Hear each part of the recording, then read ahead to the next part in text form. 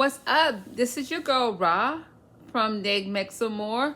Bienvenidos. I am the Neg from the group. My husband is the Mex. He is actually MIA today.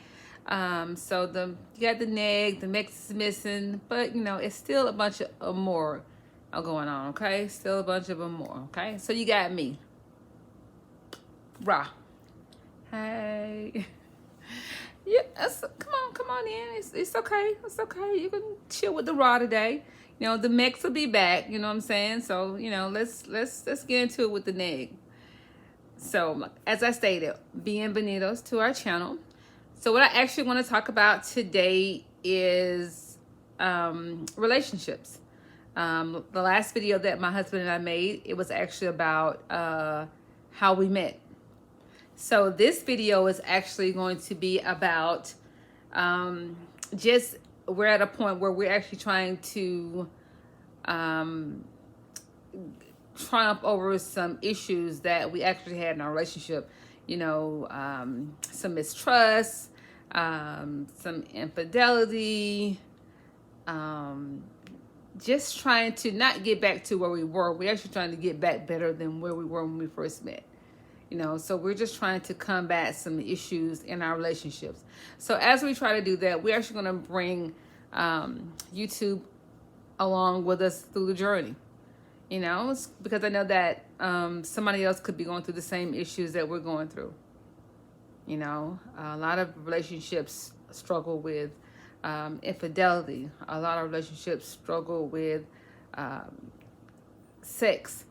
A lot of relationships struggle with people lying. So we're going to talk about those things today.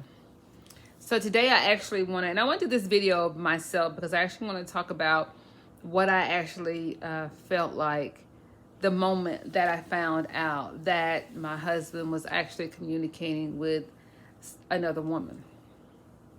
And that's you're wondering, well, dang, how did you find it out, girl? Being nosy as hell. I had gone through a period of time with not really being intimate with my husband. I think the last time we had sex was on my birthday, which was in September. And it had been months and months. And even before we had sex on my birthday, which was in September, the sex was really like far and few between. And so I just got to the point where I was like, something is just not right. I know he's doing something. So I said to myself, okay, he's going to get caught slipping one of these days and he's going to go to sleep or he's going to get drunk and his phone is going to be like open season. So as soon as that I get my opportunity, I'm going to go in his phone. I'm going to see what the hell he's up to. I know you're saying, girl, why you did that? You're just asking for trouble. Yeah, hindsight is definitely 2020, but at the moment, I want to know what the hell was going on, what the hell he was doing. So, I'm like Sophia on the Golden Girls. Picture it. New Year's Eve, 2019, living room of my house. Having a good time, we drinking, we doing shots. It's a Mexican household, so we definitely doing tequila shots. And my husband really, when it comes to drinking, maybe back in the day he was more of a heavyweight. He's really at this point more of on the lighter weight. But he had several shots, so he was actually on the couch, passed out. I had shots too, but my tolerance level is more than his. So he knocked out. So I'm like, okay. Here's my time. So I definitely go in. I know that his password on his phone. He doesn't know that I know, but I know. I don't think he even had a passcode on the phone at the time. He did not have a passcode. So I actually opened the phone. And I opened the phone. I actually went, all the messages, mind you, are in Spanish. So I'm like, oh man, like what am I looking for? I know my Spanish is muy poquito. So I'm looking. Something's going to be able, something, if you're communicating with somebody else in a romantic way, something is going to stand out. So I got this, I'm going through like several messages, and most messages are about business, what he does. So it's about business related, business. So I get down this one message.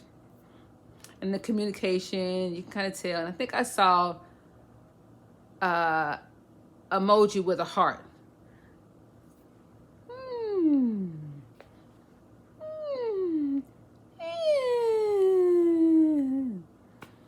Ding, ding, ding, ding, ding, ding, ding, ding.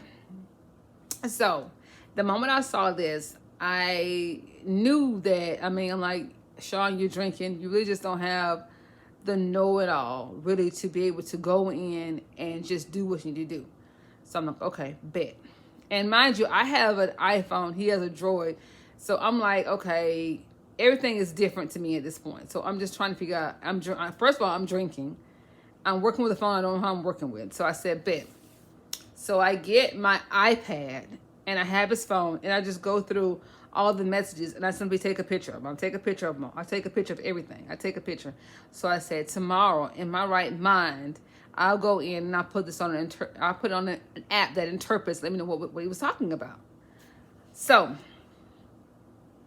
I'm taking a picture of everything and I'm saving it to my iPad. So then I have to go in, I have to actually erase it, because you know that you can, it's like a fingerprint. Once I go and I do something, it will kind of save whatever you pulled up on your phone. So I had to go through and I actually had to figure out on the Droid how to go in and kind of just, push those things up and just erase those things so that he can't tell that I was actually looking at those things. So I did that. And the next day, I remember up in my room and I went to the app and I actually interpreted everything that he said on those messages. Mind you, I had no clue, no plan, no anything. I just did everything like really by humbug. Prior to me doing this, did I suspect my husband was doing something that he shouldn't be doing? Of course I did. I did suspect that because we weren't being intimate. It wasn't anything. So I suspected that. So now I'm thinking, okay, I didn't have any plan of action. I didn't have a map to the location I was trying to get to. I had nothing. I'm just all willy-nilly. So once I go through the messages, I find what I knew I would find, but I find what I was not prepared to find. So what happened? So when I found it, I just cried. I cried and I cried and I cried. And I thought to myself, here I've been for the last couple of months, angry, acting out, upset, want to know why you won't be intimate with me, why we can't have sex. And here it is that you're asking this other woman, telling her that, you want to have sex. Actually, when can you see her?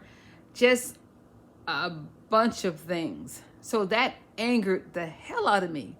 How dare you do this? So I was angry. I wasn't thinking clearly. I wasn't thinking clearly at all. I think that the next day, I think I wasn't, I went through the messages and I just felt like I said, I can't stay in this house. So I remember we got into some argument. It could have been anything because I was upset and I was angry. So I would have picked a fight about anything. I was like total bitch at that moment. So I remember getting so angry. I just got in my car and I went and got a hotel room. So I went in a hotel room. I stayed in a hotel the whole night. And from the hotel room, I remember going to work the next day. And when I went to work the next day, I had two jobs. It was at my second job. I went to work. And when I went to work, I sent him a message. And when the message I sent him a picture of all the text messages that he was actually communicating with this woman about. Just send him all the messages. Just send him all of them. And I think he called me on the phone. Every time he called me, I hit, delete. I hit, to deny on every phone call that he sent me. I just hit deny. So I was angry. I was livid. And so I just sent a text message and I was like, I need you to get the hell out of my house, get your stuff, get everything, and just go. I don't even want to be with you no more. Go. I don't even want to talk to you. Just go, go, go. Bye. Did I mean what I said at the time? Yes and no. I was angry, I said it, but did I truly mean it? No, because I knew that I loved my husband. So, and people say, how can you love your husband knowing he did what he did? Because I did. I mean, I love my husband. So, at that moment, I remember thinking that it was on Saturday. I was like, once I get out of work, I just need to go to my mom's house. I just need to go. My mom was like 3 hours away. So I said, I just need to go to my mom's house. I remember picking up one of my girlfriends and I was like, I just need you to ride with me. I just need to, I just got to get out. So I went to my mom's house. I stayed at my mom's house. And on that Sunday, I was coming back. So on Sunday, my girlfriend and I, before we got ready to get on the road to come back, we stopped and got her something to eat. We were actually in the drive-thru just waiting for them to do it. And I remember just breaking down and just crying in the drive-thru. I mean, like, not like little tears crying. I mean, like boo-hoo crying, like a damn baby crying. And I was like, I just couldn't understand it. I just didn't. I'm like, where did we go wrong? What happened? And she just comforted me and she just consoled me. And she was just like, it's going to be okay. It's going to be okay. But at a time when somebody telling you something's going to be okay, the only thing that you can think about is how you feel at that moment. Now, yeah, I did what I did. But when I did what I did, I should have had a plan. If you're going to go looking for something, you should have a plan. If you're going to go looking for something that you think that you're going to find, you should have a plan. I didn't. I didn't have a plan. I didn't have a plan. Everything was just off the dome. And anytime that you do things that are kind of like off the dome, they got consequences. It has consequences. So, when I got back to Atlanta, on my way back to Atlanta, I called one of my girlfriends. I was like, my husband and I, things aren't working out right now. We're having problems. I need to stay with you for about a week or two. She was like, okay, when you get back, just let me know. You definitely can stay with me. My girlfriend that I was with at the time, she was like, why are you leaving your home to go stay someplace else? It's a house that you pay bills. Why are you leaving? Why are you leaving your house? And I thought to myself, I was like, she's right. Why are you going to stay with somebody else? I mean, I would have been welcome at my girlfriend's house, but it's farther than from where you work. It's going to be an inconvenience getting to and from due to traffic. Why are you inconveniencing yourself for somebody else?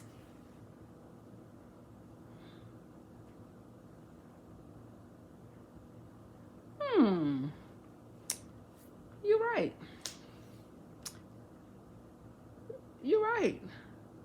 Why am I inconveniencing myself for somebody else? So I remember going back that Sunday night and just going in my room, and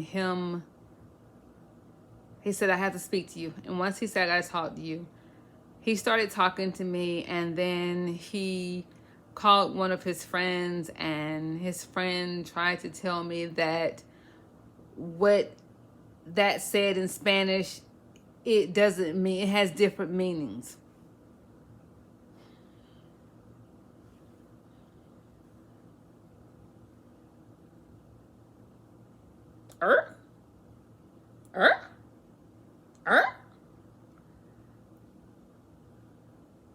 Perdón?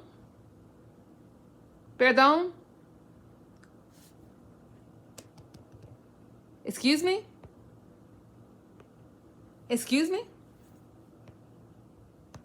Excuse me?